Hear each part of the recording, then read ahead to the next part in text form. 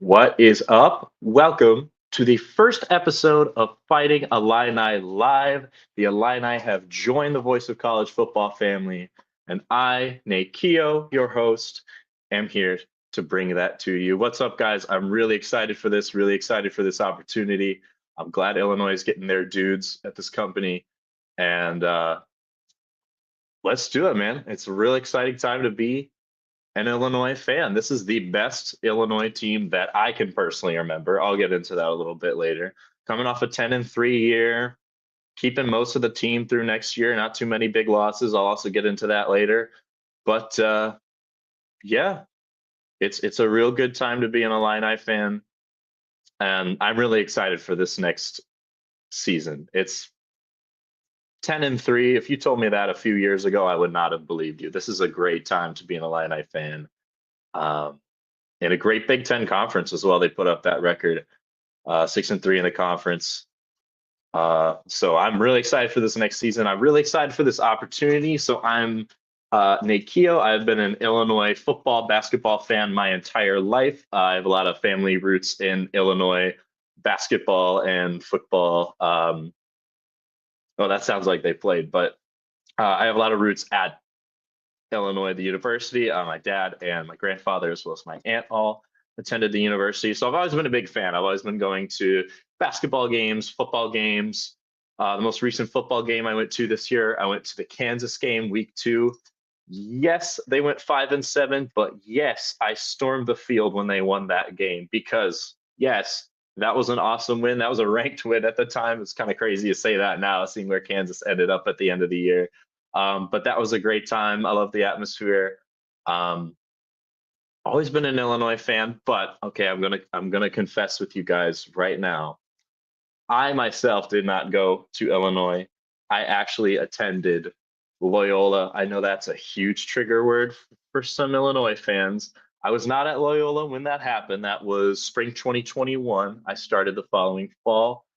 Um, but don't worry, Loyola doesn't have a football team, so I'm just kind of stuck with Illinois as my football team to root for through my time in college. I'm now freshly out of college and ready to bring you guys this show. This is my first work since graduating, so I'm really excited. And please don't hate me that I'm a Rambler fan as well.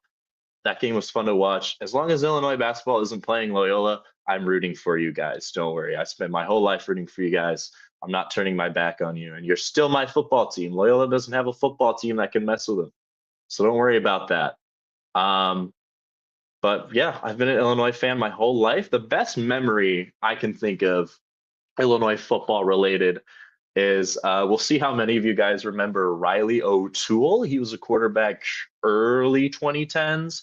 But it just so happened that his mom worked in the office at the grade school I attended. And that year they went 6-6, whichever year that was. They played in the Zaxby's Heart of Dallas Bowl against Louisiana Tech, who's also 6-6, and they lost. So that's kind of what I mean when I'm saying a 10-3 season that we're coming off of. Really good spot to be in terms of Illinois football the past decade or so, at least during my lifetime. So I have a signed ball from Riley O'Toole and 3 other players. So that's probably my favorite Illinois memory, even though it wasn't actually involved in it. Just getting that, and I still have that ball. That's awesome. It's such a great piece of memorabilia. I highly doubt any of you remember the Zaxby's Heart of Dallas Bowl, but I will never forget it because of that ball. And man, I remember the bad times. I've been with this team at their lows, which is why this past season was so exciting. I remember the Nathan Shieldhouse days. I remember booting up NCAA 14 and having to play with Nathan Shieldhouse and that team against my friends. I remember West Lunt, the Red Box Bowl era, man, losing to Cal. That wasn't too bad. I mean, they're heading in the right direction that year. Kind of helped push us into where we got now. But yeah, that's just a little background about me, my Illinois history. I love this team. I love this school, even though it's not my school, and even though my school has a bit of a rivalry with this school. It's all love at the end of the day. So I'm real excited for this. So let's get into it. This episode is probably going to be pretty information heavy as we go on, as we start getting more followers. Thank you, Maddie, for the shout out. Appreciate that. As we start getting more people involved in this, I'll be talking to the comments more often as I just did. But today's going to be pretty information heavy because we're starting partway through the off season, right? We've been off since New Year's Day, since that win against South Carolina at the Cheez It Bowl. And so there's a lot to recap this offseason, mainly the transfer portal. It is a completely different era of college football, and the transfer portal is absolutely crazy. But before we get into anything, probably, in my opinion, at least the coolest thing that happened this offseason at Illinois, shout out to Sidney Brown for winning the Super Bowl with the Eagles. Shout out to the alum. Uh, At least in my opinion, I think that's pretty big news. I love to see Illinois alums succeed in the NFL. I love to hear him say Illinois when they're on Sunday Night Football. So congrats to Sidney Brown, especially since he was such a recent Illinois player on winning that Super Bowl at the Eagles. So let's get into it. Before we can get into the key additions in the transfer portal, I think we got to talk about the big losses, and there aren't too many, just nice. The biggest ones, though, would be at wide receiver, where I think Illinois had a very clear advantage over most of their opponents this season. Both Pat Bryant and Zachary Franklin are headed to the NFL, so the wide receiver core is a little depleted. At that Kansas game I was at, Zachary Franklin made a one-handed catch late in the game to convert a huge third down. And I knew right then and there at that moment, I was like, okay, this guy's, he still new at that point. He just transferred in. So it's only his second game. When he caught that ball, I knew, okay, this guy's going to the NFL. So we're losing both him and Pat Bryant, which were kind of the heart of this offense besides Altmaier. So that's tough. We're also losing Zy Chrysler, 3-year guard. He's going to Colorado to join Coach Prime. We also lost Henry Boyer, tight end. He's transferring to Kentucky. And then Donovan Leary is transferring to Tulane. So just based off those losses, a little dry at the wide receiver, tight end, quarterback position, those skill positions there, as well as the additional needs, most likely just offensive line, I would say, is the biggest need outside of those three holes that have kind of opened it up through the biggest transfers. Those are just the key highlights. Obviously, that's not everybody.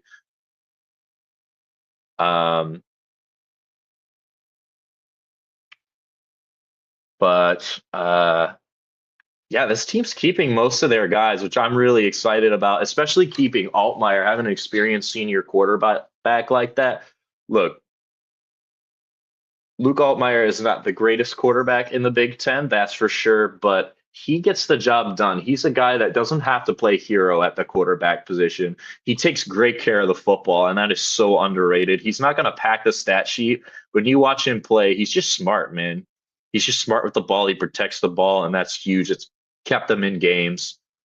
And I'm really excited that this team, for the most part, is keeping their roster. Those losses will certainly be missed. But they've been very busy in the transfer portal, which is what we're going to get into next. So these are some of the key additions based off needs, at least, that I pointed out.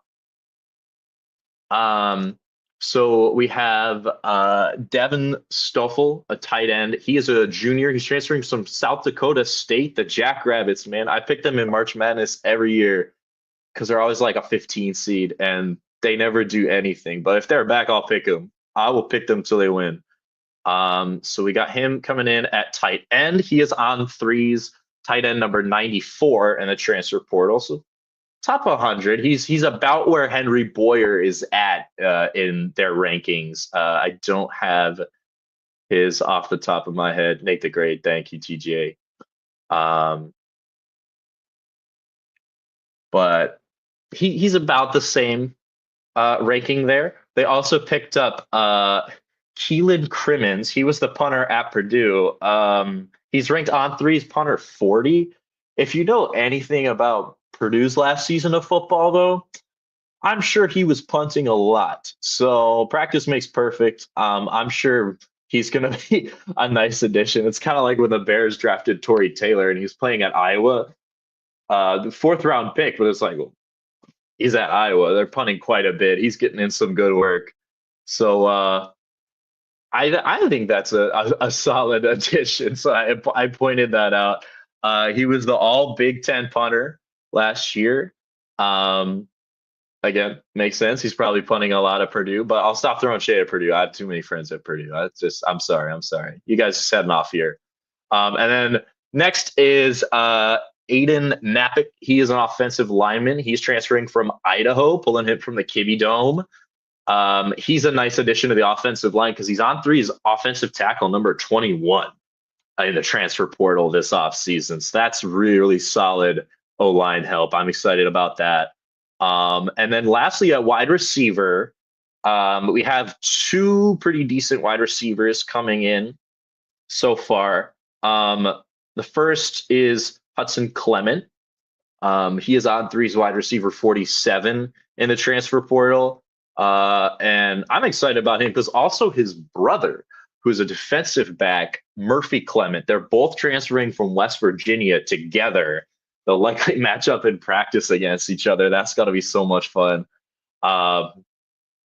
B-Level basically said, this is a quote I pulled from the Illini Inquirer, that we went to West Virginia and got their best guy. I'm really excited to see the Clement brothers on this team.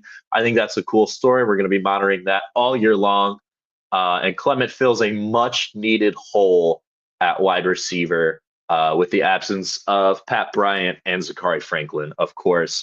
The other wide receiver addition that I noted is Justin Bowick. He is from Ball State. Chirp, chirp. I have family that went to Ball State. He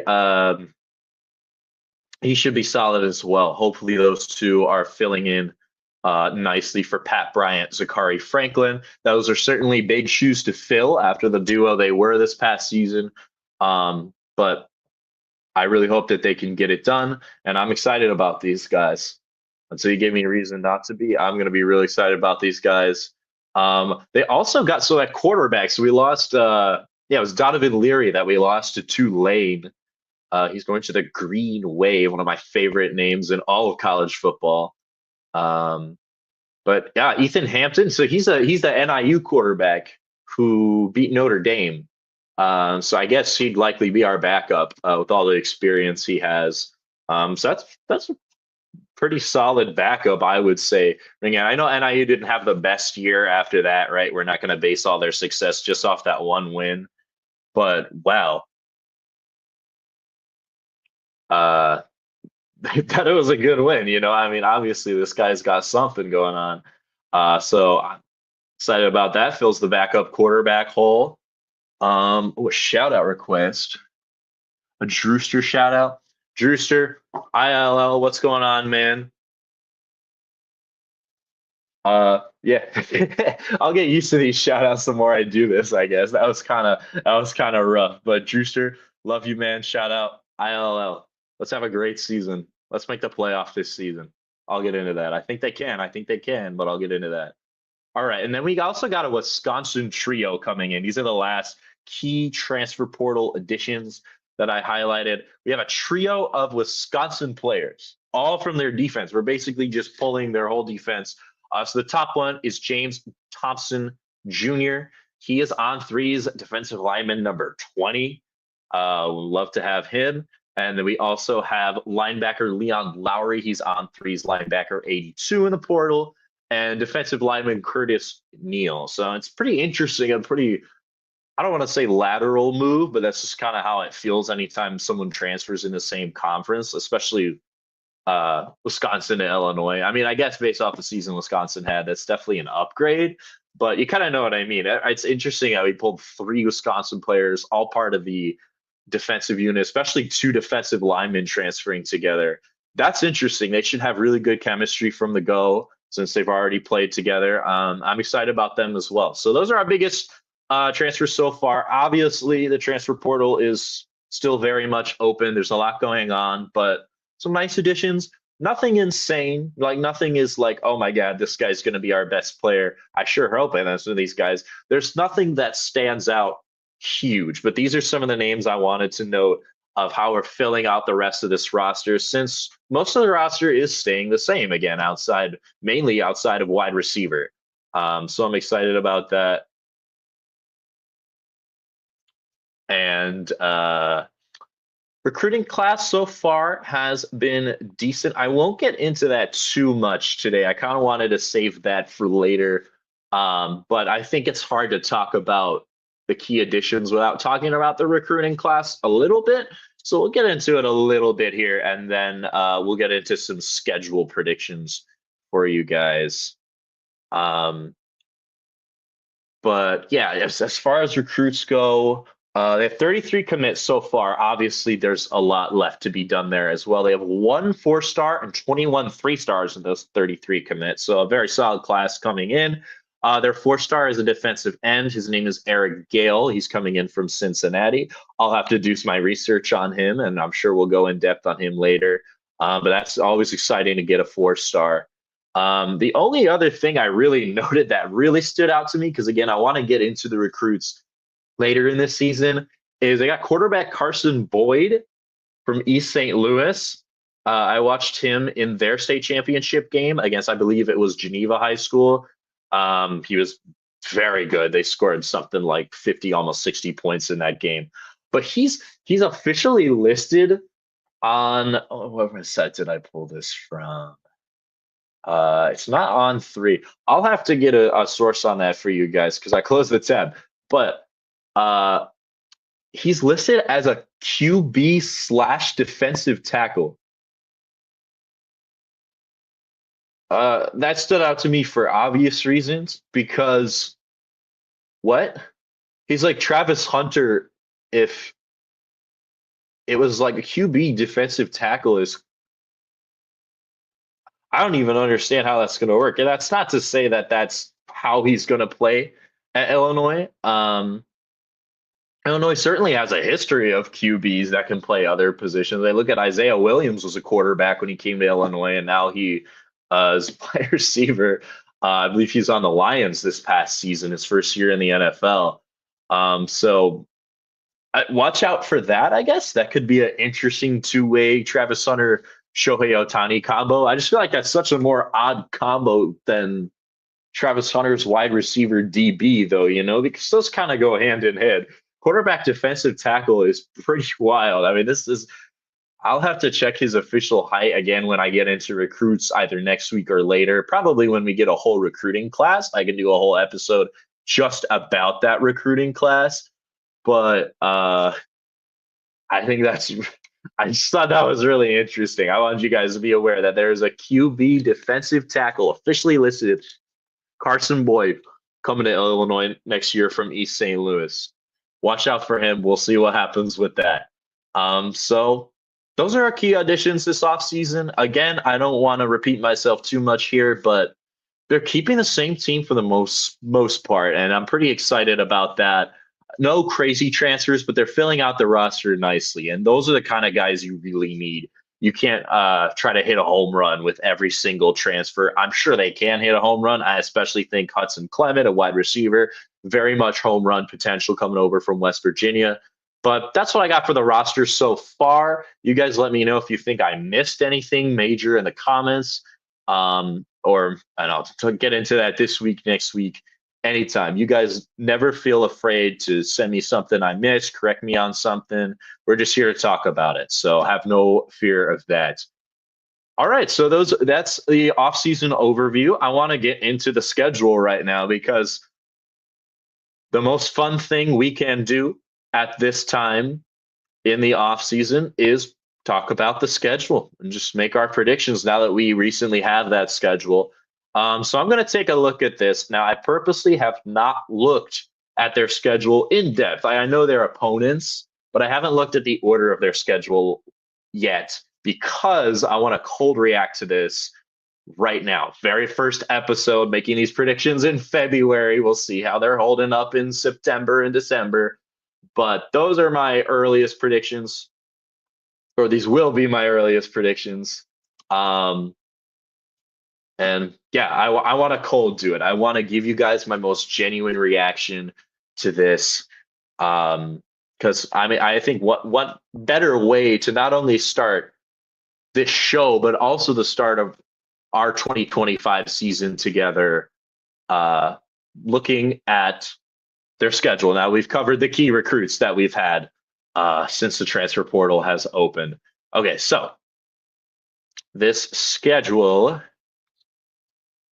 is going to be their starting season starts Saturday, August 30th at home against Western Illinois. I'm pretty sure that Western Illinois is one of the worst teams in the FCS. I don't know how they finished their record last year. I suppose I could check that. Um, but I know the year before that they only had one win and they played Indiana. So I have a brother that goes to Indiana, and they played Indiana and it was like 66-3, something like that.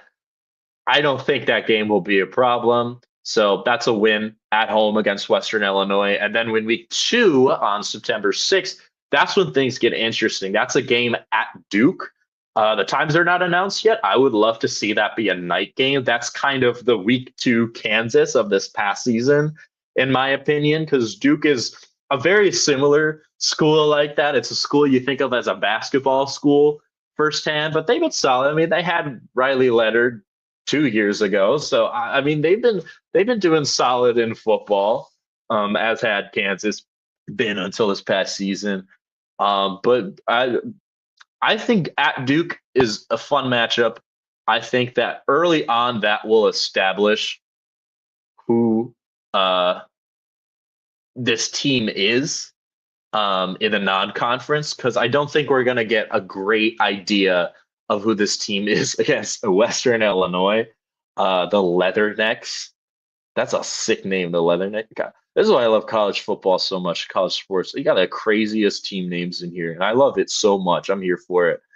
Week and then is that their homecoming then? 3? I'll have to look into that. Week 3 is most likely their homecoming, because I know they did that against Central Michigan this past year. It's like they did their homecoming, even though they played a home game the week before that. But this is Western Michigan is their last non-conference game at home. I'm not too worried about that. So I think that's a 3-0 non-conference. I think Western Michigan certainly isn't a walk in the park, but I think they'll take care of it. Um, I don't think that's too crazy to say, but well, that game could be close. That game definitely could be close, but I think it's either that or the USC game is the homecoming game. I think with the homecoming atmosphere, Western Michigan's not going to stand a chance. I'm going to guess it's that, unless someone wants to correct me there. But either way, that should be a win.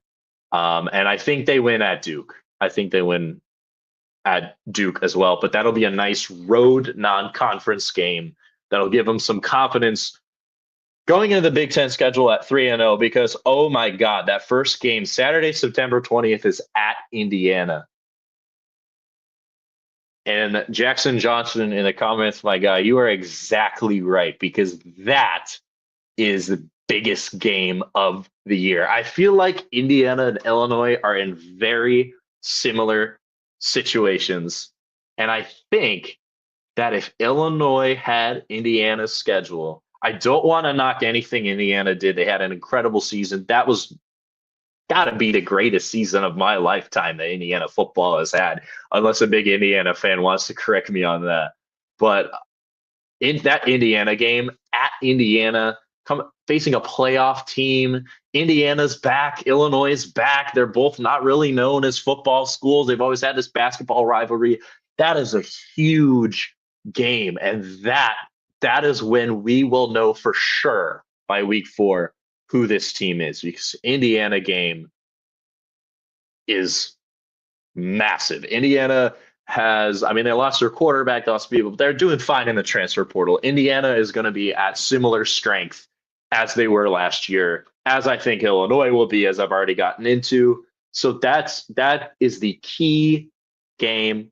Do not miss that one. That better be a night game. Again, we don't have any of the times, but if that is not a Saturday night game, That should be the college game day game for all I care. That is huge. I don't know how else to stress that enough, but I cannot stress that enough. That Indiana game is key, and this is a schedule prediction. So I guess I better get to it. I'm running out of time here. I'm just rambling. Um, but Indiana is. I think that's a win. I think at Indiana is a win. This Illinois team is battle tested, and that is when they will prove themselves. But I'm going to make that at Indiana prediction, get them to 4-0, only to say that on the 27th, the following Saturday. And keep in mind, they don't have a bye week till after what week is that? 1, 2, 3,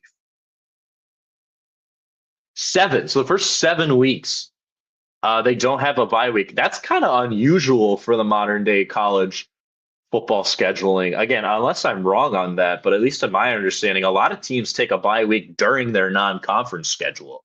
But they're getting right into Indiana just a week later after Western Michigan. With the stakes on the Indiana game, I think the USC game the following week at home. Thank you, Jackson Johnson. Absolutely, college game day or big noon kickoff. They need to be there. I don't think they understand how big that is for Illinois, Indiana fans either, because these teams are not usually that good at football, but we're just at a really good point right now in both programs where that game is going to be really exciting. At Indiana is tough. Right, if it was at home, it'd be a different story. But honestly, I still think Illinois pulls off that game. That will be their defining win of this season. But the USC game worries me. I just think it's a trap game. It just gives me the same vibes as the Minnesota game gave me this past year. Like I just had a bad feeling about that. I didn't really have a reason to have a bad feeling about that. But that's just and knowing I hate to say this because I love this team, but because I love this team, I know this team. Knowing Illinois, I don't. I feel like that's a stereotypical Illinois loss. Anyone who's a big Illini fan, I would love to see your opinions on that. But I feel like that's a characteristic trap game loss. And yes, Jackson, I would love to see that game on CBS because that should be a good game as well. USC is not a bad team whatsoever. They beat Texas A&M in the Las Vegas Bowl. They lost to Penn State by 3. People don't talk about that enough. And they know how to score some points. They scored, I think it was 35 points on Notre Dame in the last, whatever that was. It was sometime this season. It was towards the end of the season, though. So that USC, I just think with the Indiana matchup the week before, that's a trap game waiting to happen. So I have them at 4-1, and boy, I got to run through this fast. Okay, at Purdue. Okay, well that one's easy. I shouldn't say that after the game that they had, the absolute heart attack overtime game they had against Purdue, but I think that game is the exact reason why they're going to be okay at Purdue because they are not going to overlook them this time. I think they should crush Purdue and put our worries at ease. So that's 5-1 at home against Ohio State on the 11th. Woo! Oh, the average ticket price on here, at least according to ESPN, $146. That is, I think that's got to be a loss, guys. I love that we're hosting the national champion, though. I mean, that is huge. That game better be a sellout. Y'all better come through for that one. But the Ohio State, that should be a loss. I don't think I should have to explain myself that much. And I can't explain myself that much because I'm almost over time already. So I think that's also a loss. And then let's see, then they get a bye week and they're at Washington. It's tough to go out West Coast, but at Washington, I mean, yeah, the travel's tough, but they have a bye week though. Finally, after 7 weeks leading into that. So I don't think that should be a problem. Rutgers, Maryland, Rutgers should be a win. Maryland, I could see as a potential trap game as well, like USC, but they have another bye week after that. So they only play 2 games and then they get their second bye week. Their bye weeks are really oddly stacked together kind of towards the end of the season. So I think just because they have rest, they'll win. At Wisconsin, they basically stole a lot of their upper defense. So I think that's a win at Wisconsin. And then Northwestern has given me no reason to think that they're going to beat Illinois after how they played them at Wrigley Field this past season. So I think that's a win. I see 2 losses in this Illinois schedule, which is a 1-game improvement because they were 9-3, and then you had the bowl game. The Wisconsin game should be a good game. You're right, Jackson. But I don't know. I think at that point they're going to hit a nice win streak to end the year, and then possibly then 10-2 gets you a college football playoff. I mean, Indiana did it because the only problem is I don't know if I see enough ranked wins on there to go 10-2. Indiana will be a ranked win. They'll be ranked by week 4. And Ohio State's obviously ranked. I don't know if they win that game though. It's not the toughest schedule, so I think they kind of have like an Indiana schedule vibes. But yeah, USC worries me, but that's absolutely a winnable game, in my opinion. And I will have to get more in depth on the schedule next week, guys, because I have talked your ears off, and that is going to be a wrap on our first show. Next week, I will get into some news about the Big Ten, the SEC. I saw their commissioners, that is. I saw an ESPN article today talking about how they're discussing reseeding the college football playoff. We'll put a pin in that, talk about that next week at the top of the show, because that should be a good debate, and I really want to hear your guys' thoughts on this. But that's my schedule prediction right now. My cold react is 10-2, and that's all I got for you guys. Week 1, thank you so much for joining me. Shout out to everyone in the comments, especially you, Jackson Johnson. I love you coming at me with all these opinions. I will read these. The ones I didn't get to, I will definitely read for you today. Since I went overtime, I couldn't get to them all, but I'll definitely react to some of those comments next week, Jackson. And thank you guys so much for watching. I'm excited to go on this journey with you guys. ILL.